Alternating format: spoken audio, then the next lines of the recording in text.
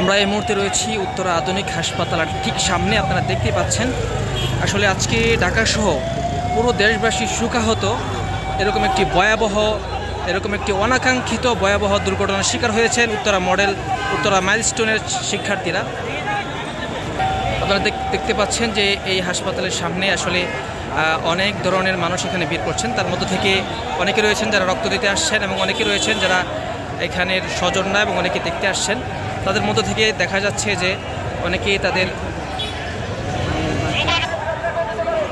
দেখতে পাচ্ছেন অনেকেই তাদের প্লে কার্ডে অনেক আহতদের স্বজনদেরকে খুঁজে বেড়াচ্ছেন এবং অনেকেই তার কাঙ্ক্ষিত যে রক্ত রয়েছে সেই রক্ত প্লে কার্ডে লিখে সেই রক্ত খুঁজছেন। এবং আমরা এখানে দেখতে পাচ্ছি যে অনেক রাজনৈতিক এবং অরাজনৈতিক বিভিন্ন সংগঠন স্বেচ্ছাসেবীর দায়িত্ব পালন করছেন এবং মাইকে এলান করছেন এবং হ্যান্ড মাইকে ঘোষণা করা হচ্ছে যে কার কি রক্ত লাগবে সেই রক্তর নাম বলে ঘোষণা করা হচ্ছে, যাতে রক্তদাতা যিনি আসছেন তার জন্য যাতে রক্ত দিতে সহজ হয়।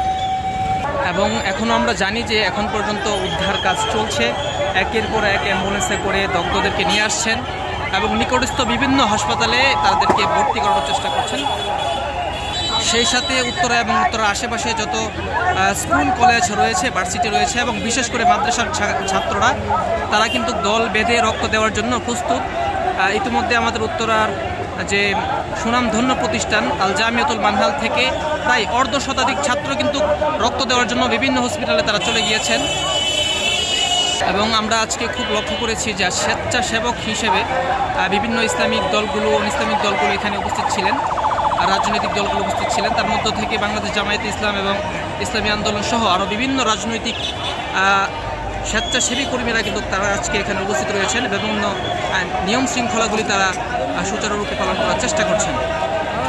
নিঃসন্দেহে আজকে পুরা ঢাকা সহ পুরা দেশ আজকে শোকাহত এবং সবাই শোক প্রকাশ করছেন। এরকম একটি ভয়াবহ এবং অনাকাঙ্ক্ষিত দুর্ঘটনার শিকার হয়েছেন উত্তরা মাইলস্টোনের শিক্ষার্থীরা।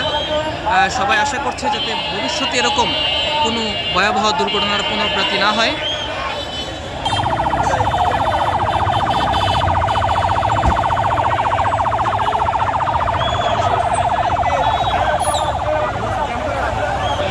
এবং আপনারা দেখতে পাচ্ছেন যে অনেকে প্লে কার্ড হাতে করে এখানে লিখে কার কি রক্ত প্রয়োজন সেই রক্তর গ্রুপ লিখে কিন্তু তারা এখানে উঁচিয়ে রেখেছেন, যাতে যারা রক্ত দিতে এসেছেন তাদের জন্য সুবিধা হয় এবং সহজে তারা সেখানে পৌঁছাতে পারে। এখন আমরা একের পর এক অ্যাম্বুলেন্সে করে দগ্ধদেরকে নিয়ে আসছেন, বিভিন্ন নিকটস্থ হসপিটালে তাদেরকে নিয়ে যাচ্ছেন।